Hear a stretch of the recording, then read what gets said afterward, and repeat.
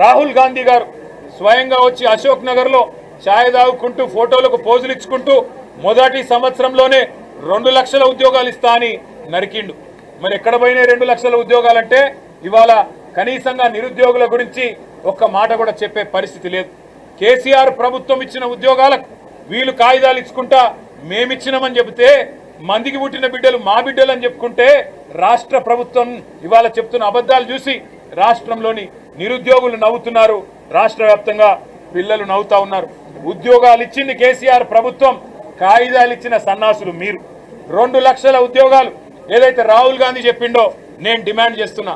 దమ్ముంటే రాహుల్ గాంధీ అశోక్ నగర్కు 2 లక్షల ఉద్యోగాలు ఏమైనాయి, మొదటి సంవత్సరంలో చెప్పిన మాటలు ఏమైనాయి చెప్పాలని చెప్పి మేము డిమాండ్ చేస్తా ఉన్నాం. అదేవిధంగా నిరుద్యోగ భృతి అన్నారు, యువ వికాసం అన్నారు, నిరుద్యోగ భృతి అన్నారు.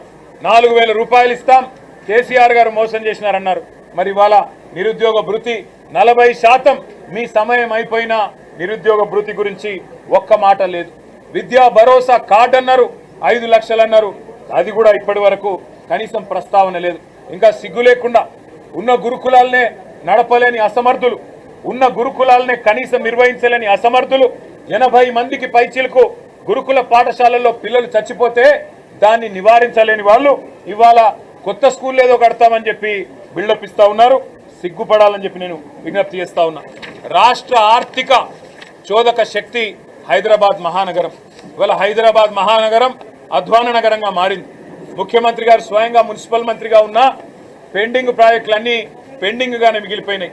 42 ఫ్లైఓవర్లకు గాను 36 ఫ్లైఓవర్లు మేమే పూర్తి చేసినాం. ఆ మిగతా 6 కూడా పూర్తి చేయలేని అసమర్థ ప్రభుత్వం కాంగ్రెస్ ప్రభుత్వం.